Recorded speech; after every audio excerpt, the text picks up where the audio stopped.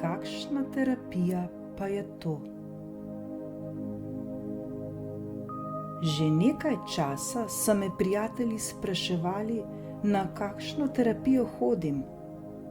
Vsi so bili zelo presenečeni nad nekaterimi stvarmi, ki sem jih povedal o Bajsiju in o tem, kaj se dogaja v njegovi ordinaciji. Niso jih mogli povezati z nobenim znanim terapevtskim modelom. In zakaj bi zanikal? Tudi meni se je zdelo tako. Zato sem tisti dan izkoristil bolj ali manj mirno obdobje, ko je bilo pri meni v narekovaju vse na svojem mestu, kot bi rekel Bajsi, in vprašal Jorgeja, kakšna terapija je to. Kakšna terapija je to? Kaj pa vem, je to sploh terapija? Je odvrnil Bajsi. Smola, sem pomislil. Bajsi ima enega svojih hermetičnih dni, ko iz njega ni mogoče izvleči nobenega odgovora. Vztrajal sem. Resno, rad bi vedel. Zakaj? Da bi se naučil. Zakaj pa bi se rad naučil, kakšna terapija je to? Zdaj se temu ne morem več izogniti, kaj ne? Sem rekel, čeprav sem odgovor že slutil. Izogniti? Zakaj pa bi se rad izognil? Poglej, na živce mi gre, da te ne morem nič vprašati.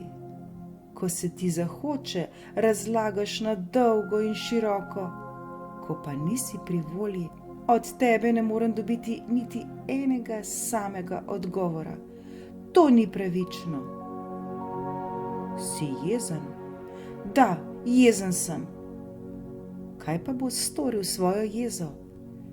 Kaj bo storil z besom, ki ga čutiš? Si ga boš oblekel? Ne, kričati hočem, sranje.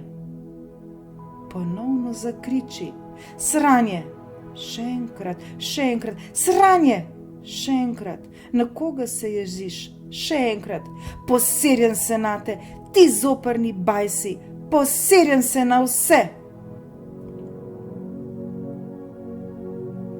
Bajsi je tiho počakal, da sem prišel do sape in počasi začel spet umirjeno dihati. Šele čez nekaj minut je odprl usta. To je najina terapija, Damjan. Terapija, s katero skušava razumeti, kaj se ti vsak trenutek dogaja. Njen namen je odpreti razpoke na tvojih maskah, da bi bilo skoznje mogoče vedno jasneje videti resničnega Damjana.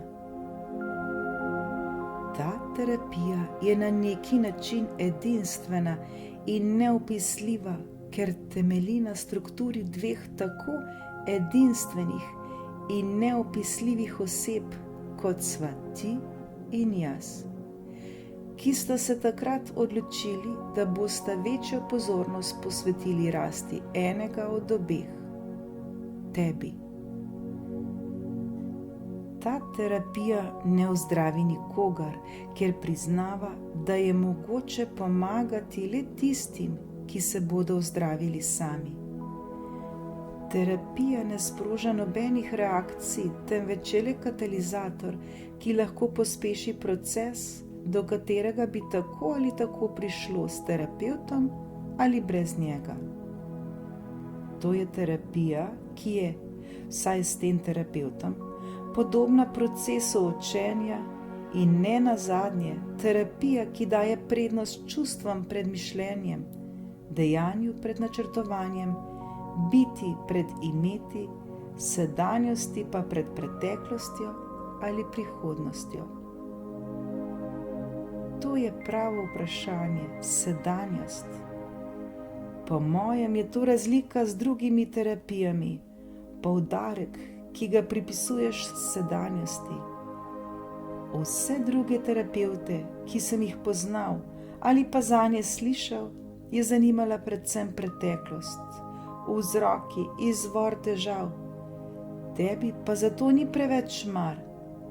Če ne veš, zakaj se je vse skupaj začelo zapletati, kako lahko to popraviš?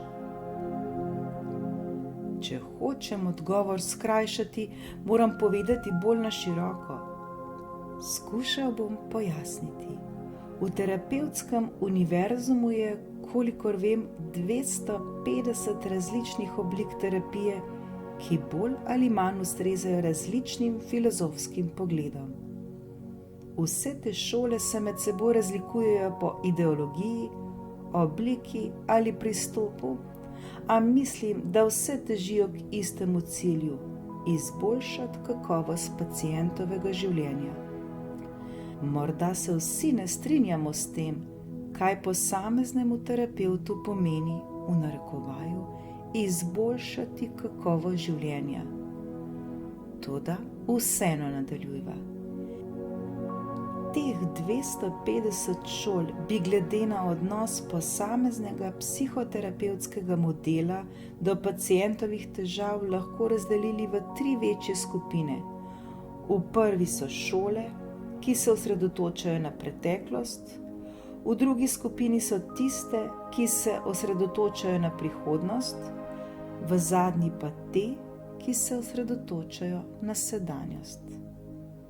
Prvo, še zdaleč ne najpogostejšo skupino sestavljajo vsi tisti, ki izhajajo ali pa delujejo tako, kot bi izhajali iz ideje, da je nevrotik oseba, ki je imela nekoč v otroštvu neko težavo in vse odtlej plačuje njene posledice. V tem primeru delo temelji predvsem na ozaveščanju spominov iz pacientove preteklosti, dokler iz njih ni mogoče izluščiti situacij, ki so povzročile nevrozo. Ker so ti spomini po mnenju analitikov v narekovaju potlačeni v nezavedno, je naloga terapije brskati po nezavednem in poiskati te dogodke. Najjasnejši primer opisanega modela je klasična psihoanaliza. Skupni imenovalec teh šol je, da iščejo, v narekovaju, zakaj. Mnogi analitiki verjamejo, da s tem, ko nezavedno ozavestimo, celoten mehanizem začne delovati pravilno. To se zgodi, ko poiščemo vzrok določenega simptoma in ko pacient ugotovi, zakaj nekaj počne. Psihoanaliza, če vzamemo najbolj razširjeno obliko te šole, pa ima tako kot vse stvari prednosti in slabosti. Njena poglavitna prednost je, da ne poznamo, ali pa vsaj sam ne poznam, nobenega terapevtskega modela, ki bi dal boljši vpogled v lastne notranje procese. Zdi se, da noben drug model ne more doseči tolikšne stopnje samospoznanja kot freudovske tehnike. Toda psihoanaliza ima vsaj 2 slabosti. Prva je trajanje terapevtskega procesa, ki je predolg, zaradi tega pa tudi naporen in neekonomičen, in v mislih nimam le denarja. Neki terapevt mi je rekel, da naj bi terapija trajala 1/3 pacientovega življenja. Druga slabost je dvomljiva učinkovitost, v narekovaju, terapevtskega modela.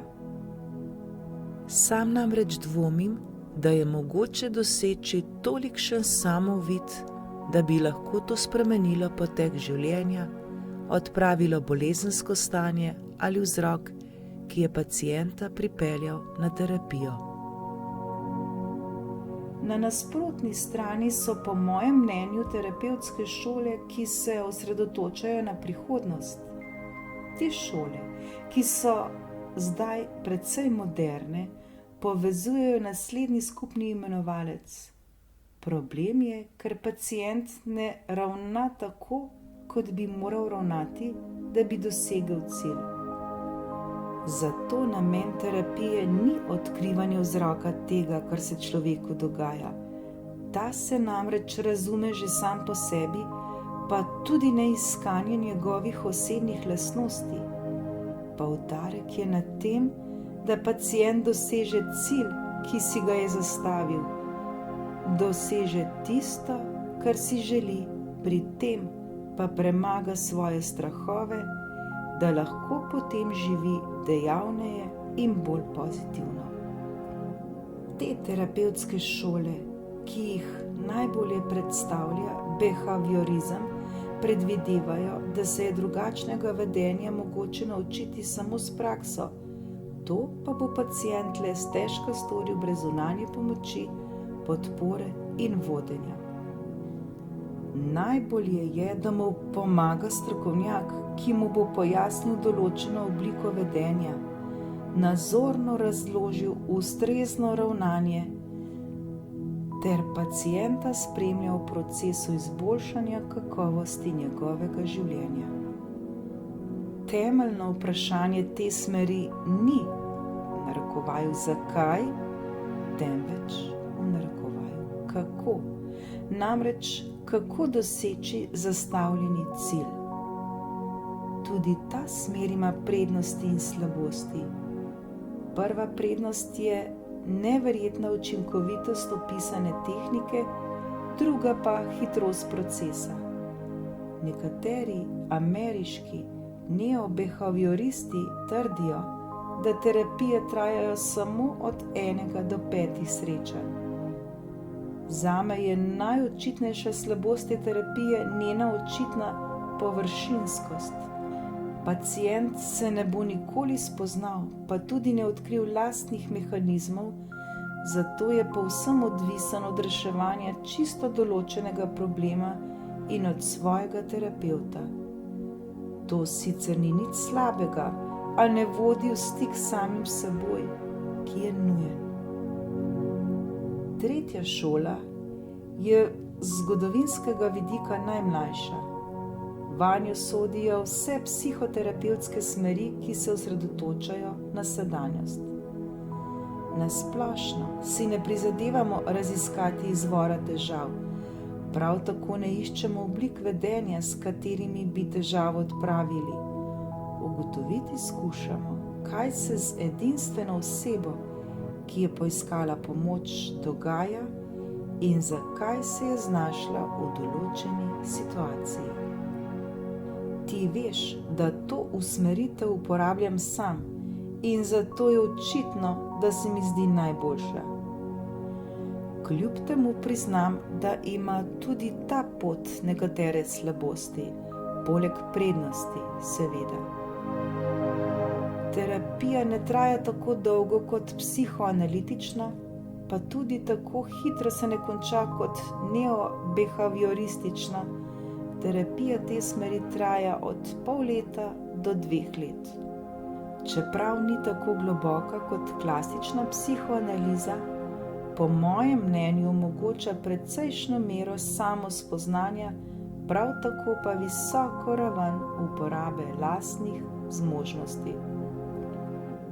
Po drugi strani pa kljub temu, da lahko pospeši proces dojemanja resničnosti, grozi nevarnost, da bo pri pacientih, četudi le za kratek čas, vzbudila občutek, da gre za uživaško in lahkotno filozofijo, ki trdi, da je treba izkoristiti trenutek. To nima nikakršne povezave s sedanjostjo, ki jo te terapevtske smeri zagovarjajo in pri čemer seveda izhajajo iz življenjskih izkušenj in zahtevajo jasno zastavljene cilje.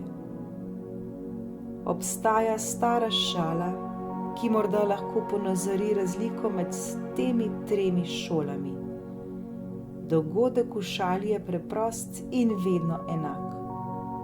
Povedal ti bom 3 različne konce, ter se za hip ponorčeval iz 3 filozofskih šol. Takole pravi.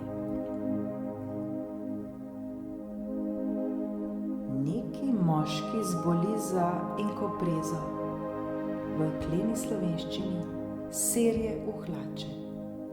Odide k svojemu zdravniku, ki ga pregleda in opravi vse preiskave. Ker ne najde nobenega telesnega vzroka za težavo, ga napoti k psihoterapevtu. Prvi konec, pri katerem je psihoterapevt klasični psihoanalitik. Moški čez 5 let sreča prijatelja. Živjo, kako kaj tvoja terapija? Krasno, navdušeno odvrne moški. Si nehal srati v hlače? Ne, to še vedno počnem, ampak zdaj vsaj vem, zakaj. Drugi konec, pri katerem je psihoterapevt behaviorist. Moški čez 5 dni sreča prijatelja. Živjo, kako kaj tvoja terapija? Krasno, navdušeno odvrne moški. Si nehal srati v hlače? Ne, to še vedno počnem, ampak zdaj uporabljam nepremočljive spodnjice.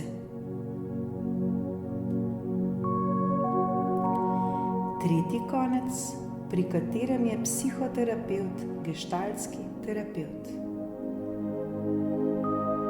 Moški čez 5 mesecev sreča prijatelja. Živjo, kako kaj tvoja terapija?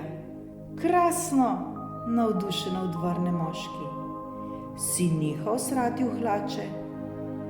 Ne, to še vedno počnem, ampak zdaj mi za to ni mar. Ta konec se mi zdi preveč pesimističen, sem skušal ugovarjati. Mogoče, vendar je realen, tako realen kot dejstvo, da se je tvoje srečanje izteklo. Že dolgo me nihče ni tako zelo razjezil.